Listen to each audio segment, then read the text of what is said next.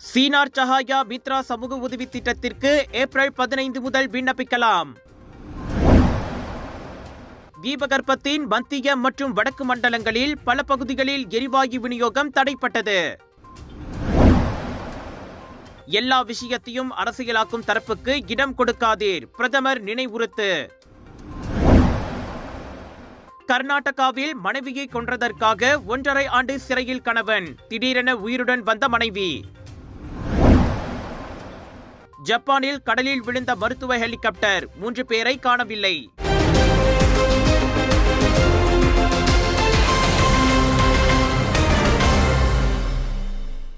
கையில் கிடைத்தவற்றையெல்லாம் அரசியலாக்க காத்திருப்போருக்கு மலேசியர்கள் இடமோ வாய்ப்போ வழங்கக்கூடாது என பிரதமர் வலியுறுத்தியுள்ளார். எழும் ஒவ்வொரு விவகாரமும் நல்ல முறையில் தீர்க்கப்பட்டு முடித்து வைக்கப்பட வேண்டும். அதே சமயம் சமூக ஊடகங்களில் வைரலாக்கப்படும் விஷயங்கள் யாருடைய சுயநலத்திற்காகவும் அரசியல் லாபத்திற்காகவும் பயன்படுத்தக்கூடாது என டத்துஸ்ரீ அன்வார் இப்ராஹிம் கேட்டுக்கொண்டார். சில நேரங்களில் சாதாரணமாக நல்ல முறையில் பேசி தீர்க்கக்கூடிய விஷயங்களை கூட சமூக ஊடகங்களில் வைரலாக்கி ஊதி பெரிதாக்கி விடுகின்றனர். மஜித் இந்தியா தேவிஸ்ரீ பத்ரகாளியம்மன் ஆலயத்தின் இடமாற்றம், DBKL அமலாக்க அதிகாரிகளால் பலூன் வியாபாரி தாக்கப்பட்டது போன்ற சம்பவங்களை பிரதமர் உதாரணமாக காட்டினார். அவை சுமூகமாக தீர்க்கப்பட வேண்டிய விஷயங்கள். ஆனால் என்னமோ போரே வந்துவிடும் போன்றதொரு மாயை உருவாக்கப்பட்டு அவை ஊதி பெரிதாக்கப்பட்டு விட்டன. எனவேதான் சுயநல புல்லுருவிகளுக்கு இடம் கொடுக்காதீர் என வலியுறுத்துவதாக இன்று காலை நடைபெற்ற பிரதமர் துறையின் மாதாந்திர ஒன்று கூடலில் உரையாற்றிய போது டத்துஸ்ரீ அன்வார் கூறினார்.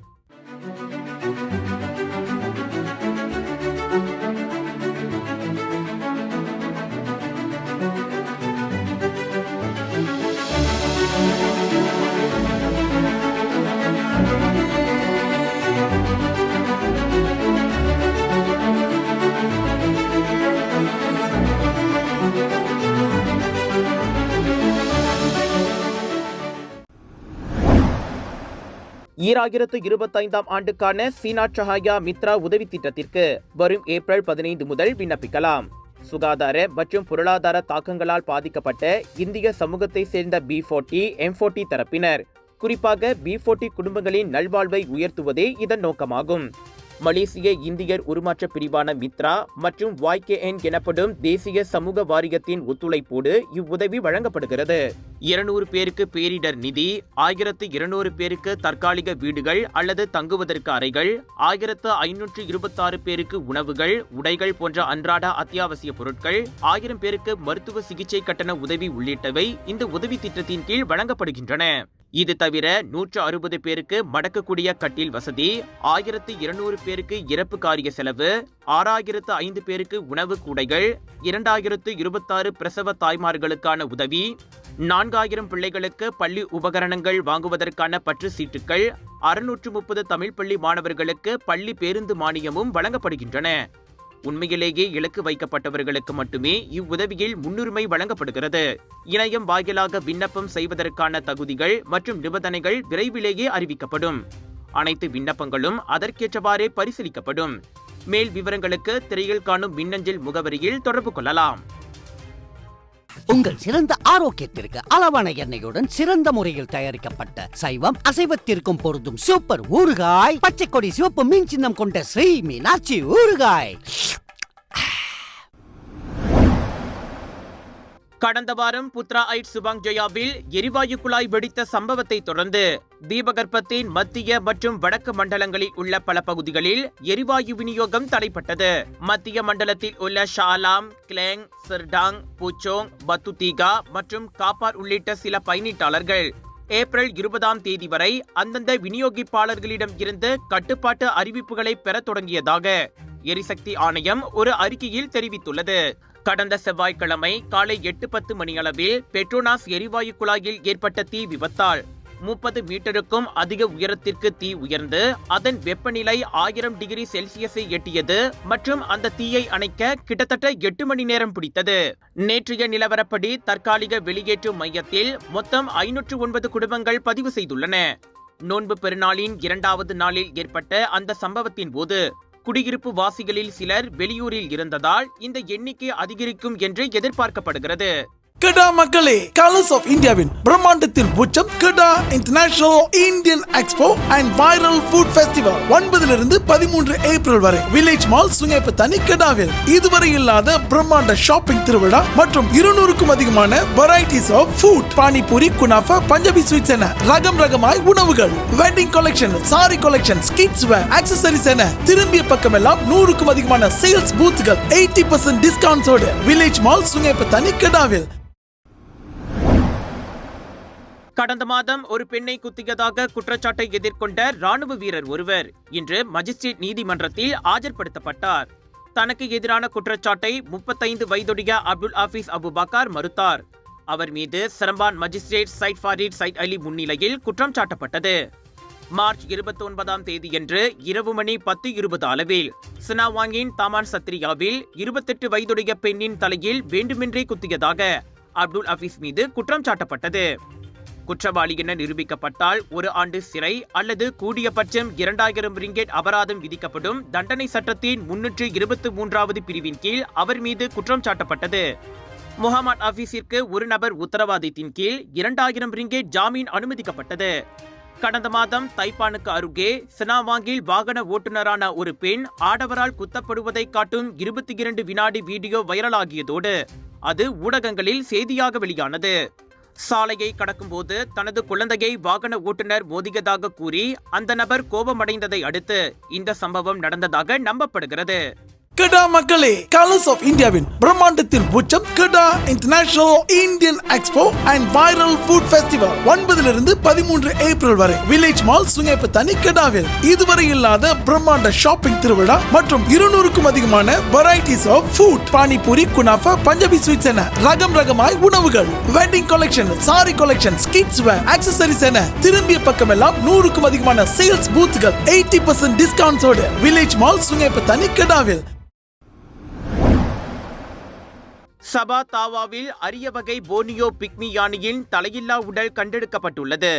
அண்மைய காலத்தில் நடந்துள்ள இத்தகைய 2வது சம்பவம் இதுவாகும். இது கண்டிப்பாக தந்த வேட்டைக்காரர்களின் வேலையாகத்தான் இருக்கும் என சபா வனவிலங்கு பாதுகாப்புத்துறை கூறியது. இதையடுத்து உடனடி விசாரணைகள் தொடங்கியிருப்பதாக அத்துறையின் இயக்குனர் சோஃபியான் அபுபக்கர் கூறினார். பாதுகாக்கப்பட்ட வனவிலங்குகளை வேட்டையாடும் எந்த ஒரு கொடூர செயலுக்கும் சபாவில் இடமில்லை. எனவே சம்பந்தப்பட்டவர்களை அடையாளம் கண்டு நீதியின் முன் நிறுத்துவோம் என்றார் அவர். தலையில்லா யானைகளின் சடலங்கள் கண்டெடுக்கப்பட்டது குறித்து சபா சுற்றுலா, கலை, சுற்றுச்சூழல் துறை அமைச்சர் டத்துஸ்ரீ கிறிஸ்டினா லியூவும் வருத்தம் தெரிவித்தார். அதற்கு காரணமானவர்கள் மீது கடும் நடவடிக்கை எடுக்கப்படுவதை தமது தரப்பு உறுதி செய்யும் என்றார் அவர். சபா காடுகளில் தற்போது 1500 முதல் 2000 போர்னியோ பிக்மி யானைகள் மட்டுமே எஞ்சியிருப்பதாக புள்ளி விவரங்கள் காட்டுகின்றன. போர்னியோவை பூர்வீகமாக கொண்ட இந்த குள்ளை யானைகள் சபா வனவிலங்கு பாதுகாப்பு சட்டத்தின் கீழ் முழுமையாக பாதுகாக்கப்படுகின்றன. எங்க வீட்ல எல்லாரும் தினமும் காலையில ரெய்னாயூர் வெர்ஜின் கோகனட் ஆயில குடிக்கிறோம். நீங்களும் தினமும் ரெய்னாயூர் வெர்ஜின் கோகனட் ஆயில குடிங்க. எப்பவுமே புத்துணர்ச்சியோட இருங்க. ஒவ்வொரு பொழுதும் ரெய்னாயூருடன் தொடங்குங்கள்.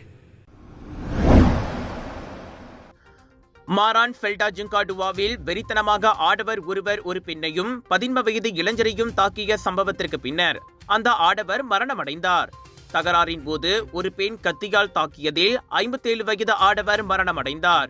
அந்த ஆடவர் வெறித்தனமாக அண்டை விட்டு பெண் ஒருவரையும் இதர 4 15 வயதினரையும் தாக்க முயன்ற போது அவர்களுக்கிடையே தகராறு மூண்டதாக மாரான் போலீஸ் தலைவர் வாங் கிம்வாய் தெரிவித்தார். சம்பவம் நிகழ்ந்த இடத்திற்கு வந்த ஜிங்கா மருத்துவமனையின் மருத்துவ உதவியாளர்கள் அந்த ஆடவர் இறந்ததை உறுதிப்படுத்தினர். நேற்று காலை மணி 10:15 அளவில் ஒரு பெண்ணுக்கும் உள்நாட்டை சேர்ந்த 2 ஆடவர்களுக்கும் சண்டை ஏற்பட்டதாக சுங்காய் ஜெரிக் போலீஸ் நிலையத்திற்கு தகவல் கிடைத்தது. அண்டை வீட்டுக்காரரான சந்தேக பேர்வழி வெறித்தனமாக தாக்கியதோடு இருவரை கத்தியால் குத்தி காயம் ஏற்படுத்தியதாக விசாரணை மூலம் தெரிய வந்தது. சம்பவம் நிகழ்ந்த இடத்திற்கு போலீஸ் வந்தபோது சந்தேக பேர்வழி சுயநினைவின்றி இருந்ததோடு அவரது கைகளும் கால்களும் கிராம மக்களினால் கட்டப்பட்டிருந்ததாக வாங் தெரிவித்தார். இந்த சம்பவத்தில் தாடை மற்றும் வலது கையில் கத்திக்குத்து காயத்திற்கு உள்ளான 52 வயதுடைய பெண் திமிர்லோவில் உள்ள சுல்தான் அஜி அஹ்மத் ஷா மருத்துவமனையில் சிகிச்சை பெற்று வருவதோடு அவரது நிலைமை சீராக இருப்பதாக தெரிவிக்கப்பட்டது. அந்த பெண்ணின் மற்றொரு உறவினரான 16 வயது இளைஞனும் வலது தொடையில் கத்திக்குத்து காயத்திற்கு உள்ளானதாகவும் சிகிச்சைக்கு பின் அவன் வீடு திரும்பியதாக வாங் தெரிவித்தார். இந்த சம்பவத்திற்கான காரணம் குறித்து இன்னமும் விசாரணை நடத்தப்பட்டு வருவதோடு கைது செய்யப்பட்ட 4 ஆடவர்கள் விசாரணைக்காக தடுத்து வைக்கப்பட்டுள்ளனர். ராஜயோகாவில் அனைத்து கங்கைகளிலிருந்தும் கும்பகோண மகாமகத்தின் புனிதமான லட்சுமி குபேர வாஸ்து தீர்த்தம், ராஜயோகாவின் தனித்துவ தரம் கொண்ட சுண்ணாம்பு, ராஜயோகாவின் இயற்கை வல்லமை கொண்ட சீயக்காய், இயற்கையான சந்தன கட்டைகளிலிருந்து நிறைவான வாசம் கொண்ட சந்தனம், தெய்வீக வழிபாட்டிற்கு ஹோம குச்சிகள் அனைத்தும் உங்கள் ராஜயோகாவில். இது ஒரு சிம்லா மார்க்கெட்டிங் வெளியீடு. அவசர மருத்துவ சேவைக்கான ஹெலிகாப்டர் ஒன்று நேற்று ஜப்பானின் தென்மேற்கே கடலில் விழுந்து நொறுங்கியதில் இன்னமும் 3 காணவில்லை. 6 ஏற்றியிருந்த அந்த ஹெலிகாப்டர் சம்பவத்தின் போது நாகாசாக்கி மாகாணத்தில் இருந்து ஃபுகோகா சென்று கொண்டிருந்தது.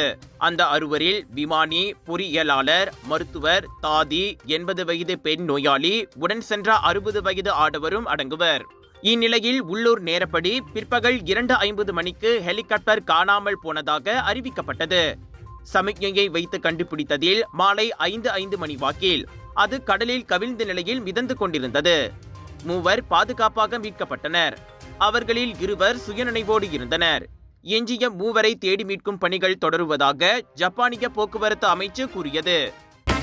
முதலீட்டு பணத்தை மீட்க முடியவில்லையா? கடன் கொடுத்து மாட்டிக்கொண்டீர்களா? அணுகுங்கள் S7 ரிகவரி.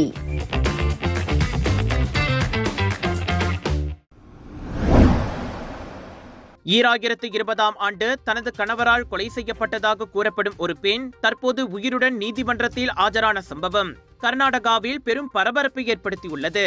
தனது மனைவி மல்லிகாவை கொலை செய்த கொலை வழக்கில் அவரது கணவரான சுரேஷ் கடந்த 1.5 ஆண்டு காலமாக சிறை தண்டனை அனுபவித்து வந்த வேளையில் மல்லிகா நீதிமன்றத்தில் உயிருடன் ஆஜர்படுத்தப்பட்டுள்ளார். கர்நாடகத்தில் குடகு மாவட்டத்தில் குஷால் நகரில் இருந்து மல்லிகா காணாமல் போனதாக கூறப்பட்டதை தொடர்ந்து 2020ஆம் ஆண்டு டிசம்பரில் அவருடைய கணவரான 38 வயதுடைய சுரேஷை போலீசார் கைது செய்தனர். பின்னர் பெட்டடாபுராவில் ஒரு பெண்ணின் எலும்புக்கூட்டை போலீசார் கண்டுபிடித்து அந்த எலும்புக்கூடு காணாமல் போன மல்லிகா உடையது என்றும் அவரை சுரேஷ் தான் கொலை செய்ததாக கூறி நீதிமன்றத்தில் குற்றப்பத்திரிகை தாக்கல் செய்து சிறையில் அடைத்தனர். இந்நிலையில் கடந்த ஏப்ரல் 1ஆம் தேதி மல்லிகா வேறொரு ஆணுடன் மடிக்கேரியில் இருப்பதை சுரேஷின் நண்பர் ஒருவர் கண்டதை தொடர்ந்து இந்த விவகாரம் நீதிமன்றத்தின் கவனத்திற்கு கொண்டு வரப்பட்டதோடு மல்லிகா நீதிமன்றத்தில் ஆஜர்படுத்தப்பட்டார். விசாரித்த போது அவர் ஓடிப்போய் வேறொருவரை மணந்ததை ஒப்புக்கொண்டதாகவும் சுரேஷிற்கு என்ன நடந்தது என்பது தனக்கு தெரியாது என்றும் கூறியுள்ளார் அப்பெண். மடிக்கேரியில் இருந்து 25 மற்றும் 30 கிலோமீட்டர் தொலைவில் உள்ள ஷெட்டிஹேலில் என்ற கிராமத்தில்தான் அப்பெண் வசித்து வந்தது கண்டறியப்பட்டுள்ள நிலையில் போலீசாரின் விசாரணை குறித்து பலரும் கேள்வி எழுப்பி வருகின்றனர்.